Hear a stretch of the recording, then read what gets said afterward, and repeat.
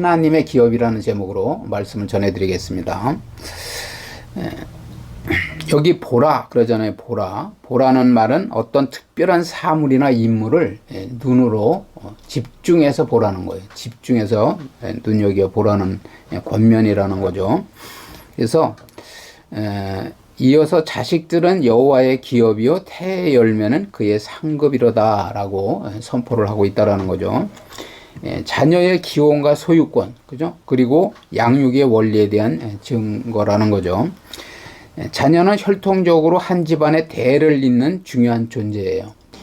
중국이 인구가 어마어마하잖아요. 그래서 모든 세계에서 국가에서 중국을 주시하고 있는 거예요.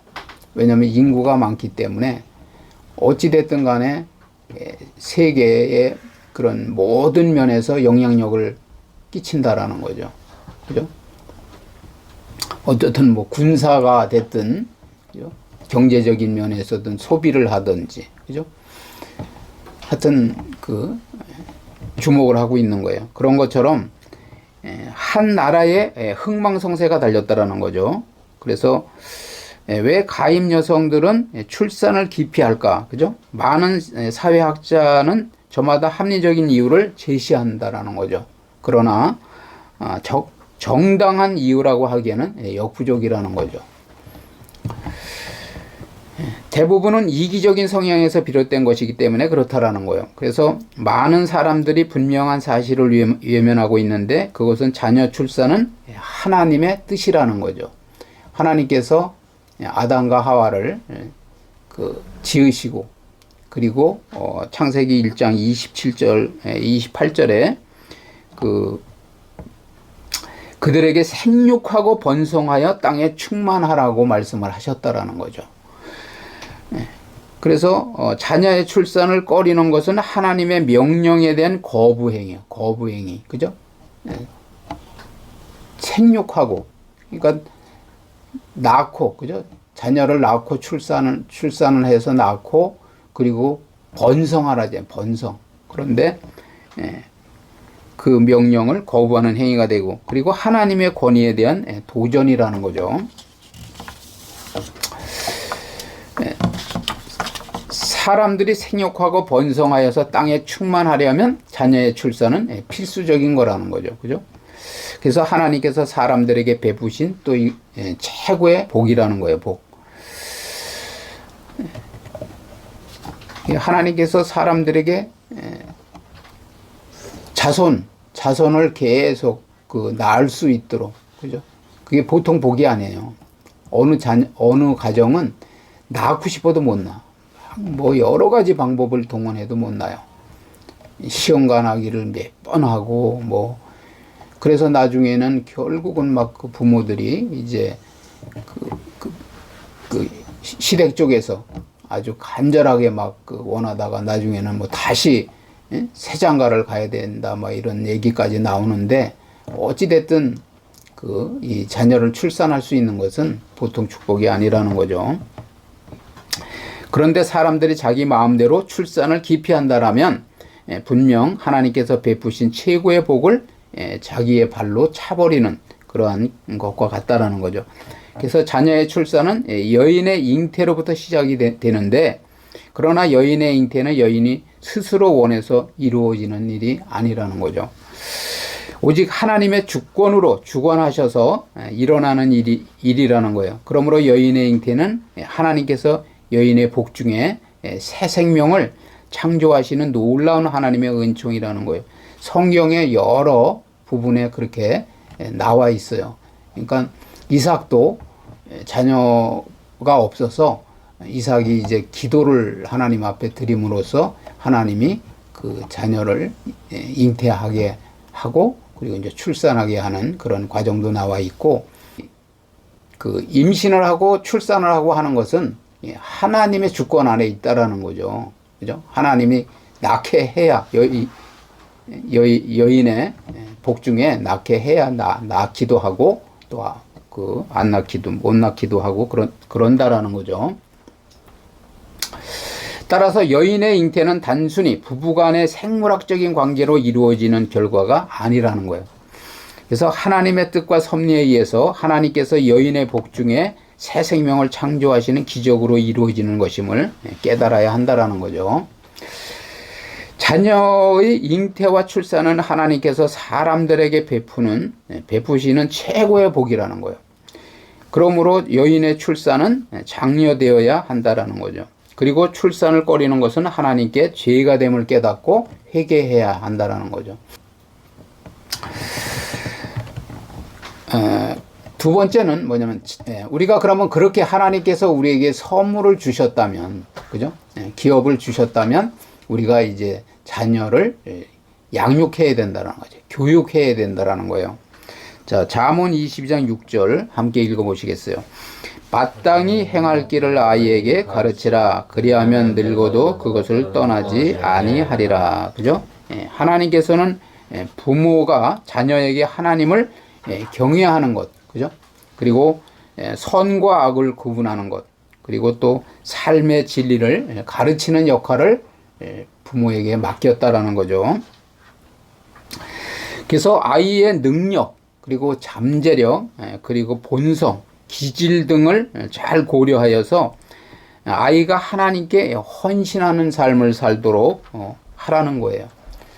우리가 우리의 제일 첫째 되는 그러한 그 목적이 뭐냐면 하나님의 영광을 위하여 살라고 우리를 창조하신 거예요. 인간은. 그죠? 사람은 그냥 자기의 어떤 우리가 이제 이걸 잘 깨달아야 돼요. 뭐냐면 사람들이 그러잖아요. 사람이 있고 그 다음에 내가 있어야지. 내가 있고 내 행복이 있어야 종교도 있는 거고 하나님도 있는 거고. 그렇게 생각하는 사람들이 많아요. 근데 그게 아니야. 그게 아니고 하나님이 계심으로써 내가 존재하는 거예요. 그죠? 하나님의 영광을 위해 살아가는 거란 말이에요. 우리는 그걸 깨달아야 돼요. 사람이 우선으로 나오면 모든 것이 내 주관이기 때문에, 그죠? 내가 행복하면, 그냥 자기가 행복하다고 생각하면 하나님이 필요 없는 존재가 되는 거예요. 그게 아담이 선악의 나무의 열매를 먹은 동기와도 같은 거야. 네가 그것을 먹는 날에는 눈이 밝아지고 하나님처럼 된다는, 그죠? 그러니까 여러분들이 잘 생각을 해야 될 게 뭐냐면 유럽이 그렇다는 거예요. 유럽의 신앙이 그래요. 우리 같이 오직 예수가 아니고, 우리 같이 꼭 믿어야 되는 게 아니고, 인간의 행복을 위해서 믿을 수도 있고 믿지 않아도 된다, 그거예요. 그죠? 신도 사람의 행복을 위해서 필요한 거지, 사람의 행복을 제쳐놓고는 뭐 신이 있어도 되고 없어도 된다. 이게 이제 그 나라의 유럽의 잘못된 어찌됐든 교리야, 교리. 신학 체계라는 거예요. 근데 여러분들이 생각을 해야 되는 것은 뭐냐면, 하나님께서 아담과 하와도 마찬가지고 하나님과 행복하게 함께 살 수 있는 존재로 창조를 했는데 죄를 지음으로써 분리가 된 거죠. 그죠? 죄와 하나님은 함께 할 수 없기 때문에 분리가 된 거예요. 그렇지만은 이제 하나님께서 또 우리를 버리신 것이 아니라 다시 우리를 구원시켜서 하나님의 자녀로, 그죠? 하나님의 교회로 우리를 다시 구원하셔서 하나님과 함께 천국된 삶을 누릴 수 있도록 그렇게 또 계획을 하신 거라는 거죠. 그 계획이 결국은 복음이라는 거예요. 복음. 그죠? 그래서 아이가 어릴 때 올바른 길을 가도록 가르치면은 나이가 들어도 그 가르침을 잊지 않고 따른다는 거죠. 그죠? 여기 그러잖아요. 그리하면 늙어도 그것을 떠나지 아니하리라. 잘 생각해야 되는 게 뭐냐면, 우리가 인생을 살아가다 보면은 좋은 일도 있고 나쁜 일도 있고 정말 사람의 힘으로는 감당할 수 없는 그런 처참한 그러한 그 어려움을 당할 수도 있어요. 그런데 우리가 그 하나님은 그죠? 이 창조주는 놀라운 그죠? 전지전능하시고 놀라운 이 우주 만물을 다 창조하시고 다스리시는 만왕의 왕이요 만주의 주라 말이죠. 그분이 나의 아버지로 그죠? 그분을 나의 주인으로 우리가 섬기고 그죠? 그리고 그분과 함께 할 수 있는 그러한 비밀을 여러분들이 자녀에게 알려줘야 돼요. 그래야 자녀가 정말 사람의 어떠한 힘으로 한계로 그 한계에 부딪혀서 정말 좌절할 수밖에 없고 정말 어려움을 겪을 때에도 세상의 유혹이나 어떤 물질이나 그런 환경 앞에 무너지지 않고 그죠? 생을 포기하지 않고 좌절하고 낭망하지 않고 하나님을 붙들고 그죠? 하나님 안에서 평강을 누리면서 또 내세를 보장받고 살아갈 수 있도록 그죠? 절대 주권을 인정할 수 있도록 하나님의 절대 주권과 섭리를 인정할 수 있도록 모든 것은 하나님의 손에 있다라는 거야. 그래서 하나님께서 함께 하시면 그죠? 해결이 되는데 하나님 밖에서는 아무리 발버둥을 치고 뭐 자기의 목숨을 끊는다고 해결되는 게 아니에요. 그죠? 사람은 목숨을 끊으면 끝나는 걸로 알지만은 목숨을 끊으면은 하나님의 자녀가 될 수 있는 그 권리를 영원히 박탈당하는 거야. 영원히. 그걸 깨달아야 돼. 살아 있을 때만 우리에게 기회가 있어요.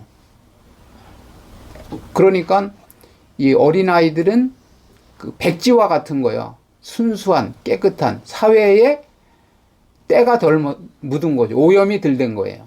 그런 상태에서 절대 진리, 그죠? 그리고 하나님을 경외할 수 있는 나의 주인으로 아버지로 섬길 수 있게끔 경외할 수 있도록, 그죠? 거짓과 진실이 진리가 무엇인지, 그죠? 그것을 분명하게 가르쳐서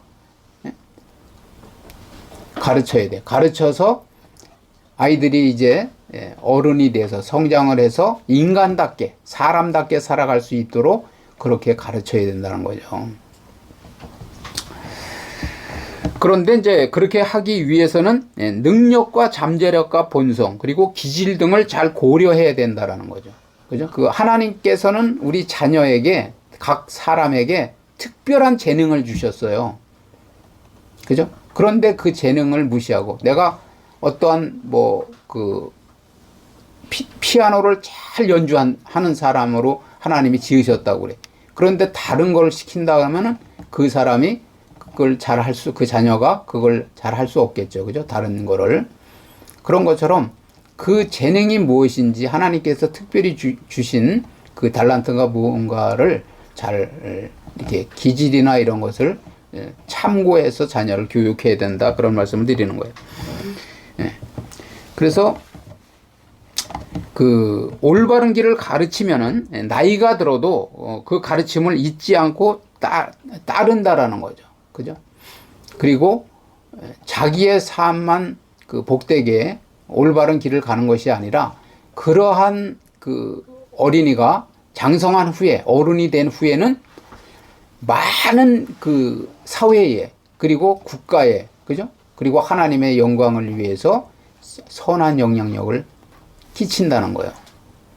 그걸 깨달아야 돼요. 그래서 그렇게 되면 온 나라가 잘 되는 거죠. 그죠? 어린이 교육을 잘 시킴으로써 그래서 내가 내 자녀만이 아니라 내 이웃의 어린이들까지도 그죠? 함께 우리가 합력해서 선을 이루어야 돼요. 부모와 목회자 그리고 또 선생님의 역할을 하는 그런 주일학교 교사나 또 학교에서도 여러 이제 또 공부를 가리키는 또 선생님들이 있잖아요. 스승이 있잖아요. 함께 해야 된다는 거죠. 함께.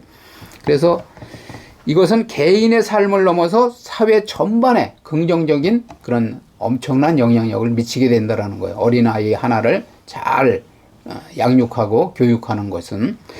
자, 즉 어린아이의 성품이나 인격이 형성되기 전에 무엇을 어떻게, 좀 전에 말씀드렸지만은 아이들의 이제 3살이 지나면 그때부터 인격이나 이런 것이 이제 이렇게 완성이 돼 가는 거예요. 그러니까 자녀가 그 인격이 형성되기 전에 잘 인성교육을 잘 해야 된다는 거죠. 예절도 잘 가리키고, 그죠? 그리고 진리를 잘 가르쳐서 또 부모에게 효도하면서, 그죠? 그리고 사회에 또 이바지하는, 그죠? 공헌하는 그런 훌륭한 지도자로 그렇게 길러내야 된다라는 거예요. 그래서 이런 경우가 있잖아요. 그 자녀를 낳았는데 누가 무엇을 어떻게 가르치고 길렀느냐에 따라서, 어떤 환경 속에서 어떻게 가르쳤냐에 따라서 완전 다른 사람이 될 수 있다라는 거예요. 누구에게 교육을 받고 어디에 그죠? 어떠한 교육을 받고 어떠한 방법으로 또 그 잘 교육하고 양육했느냐에 따라서 그 사람의 미래가 달라진다라는 거예요. 그걸 우리가 깨달아야 돼.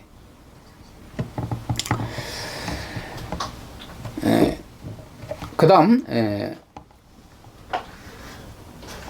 성경 중심의 교육을 해야 돼요. 우리는 우리의 삶에 가장 그 기초가 되는 것은 이 하나님의 말씀이에요. 말씀. 그래서 성경 말씀을 통해서 하나님의 사랑과 계획을 배워야 된다라는 거죠. 그리고 삶의 지침으로 삼아야 돼요. 다른 그 어떤 것도 제가 지난주에도 말씀드렸지만 다른 그 어느 것도 참고는 하고 도움은 조금 될 수 있을지 모르지만은 여러분들이 정말 나의 삶의 그 표대, 그죠? 나의 삶을 좌우하는 것은 이 성경을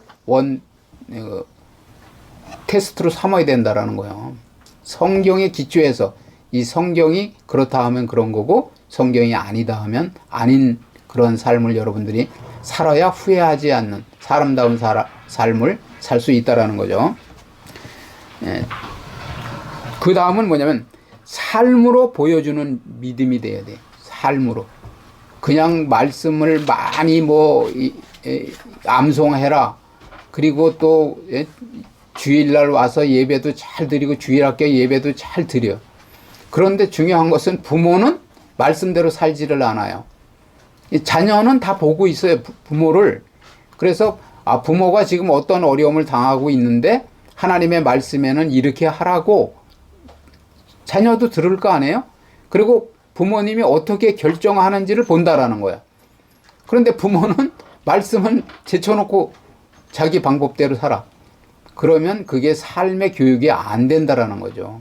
그렇기 때문에 삶으로 보여주는 그런 부모가 먼저 말씀을 먹고 그리고 그 말씀으로 가르치는 그리고 보여주는 그러한 올바른 신앙의 모델이 돼서 가르치는 그런 삶을 살아야 된다라는 거예요. 그 다음에는 가정 예배를 드려야 돼요. 여러분들이 하늘문이 열리는 방법은 뭐냐면 가정 예배를 드려야 돼요. 가정 예배. 정해진 시간에 온 가족이 함께 예배하는 시간을 가져야 된다라는 거죠. 아이의 눈높이에 맞는 찬양, 그리고 기도, 그리고 말씀, 그런 모든 것을 준비해서 자녀와 함께 그 말씀을 붙들고 예배를 드려야 돼요. 가정 예배를. 그래서 아는 만큼, 그죠? 아는 만큼 자녀와 그 말씀을 통해서 생활의 여러 가지 고민과 또 풀어가야 될 그러한 모든 것을 말씀으로 함께 말씀을 나누고 기도를 하고 찬양을 하고 하면서 풀어가야 된다라는 거죠. 그 다음에는 성경 읽기 시간을 가져야 돼. 성경을 읽어야 돼. 왜? 하나님의 말씀은 생명력이 있고, 그죠? 운동력이 있고 생명이기 때문에 여러분들이 말씀을 꾸준하게 읽어야 돼요.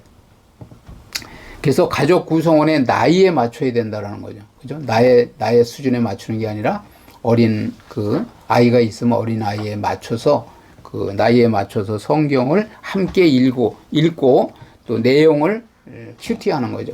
QST 하는 거예요. 나누고 하나님의 뜻과 계획이 어디에 있는지를 여러분들이 그 말씀을 통해서 찾아가야 된다는 거죠. 결론을 말씀드리면 자녀들은 하나님의 기업이요 상급이라는 거죠. 그래서 출산은 하나님께서 사람들에게 베푸시는 놀라운 은혜의 복이라는 거예요. 그 복을 깨닫고 또 출산을 기뻐하면서 그죠? 하나님께 감사해야 한다는 거죠. 감사. 그리고 하나님을 바르게 알도록 교육을 해야 된다는 거예요. 사람의 제일 첫째 되는 목적이 하나님의 영광을 위하여 살아가는 건데 그렇게 하기 위해서는 하나님의 뜻을 알아야 될 거 아니에요. 그죠? 하나님의 어떤 분이신지를 알아야 될 거 아니에요. 그죠? 그것을 자녀들에게 잘 가르치고 그죠? 교육함으로써 자녀들이 올바른 삶의 목표를 설정하고 꿈을 가지고 그죠? 비전을 가지고 그리고 또 가정을 위해서 그리고 나라와 민족을 위해서 그죠? 하나님의 영광을 위하여서 살아갈 수 있도록 해야 된다라는 거죠. 그렇게 함으로써 하나님께 찬양으로 경배와 영광을 돌려드리는 저와 여러분 되시기를 주님의 이름으로 축원을 드립니다. 아멘.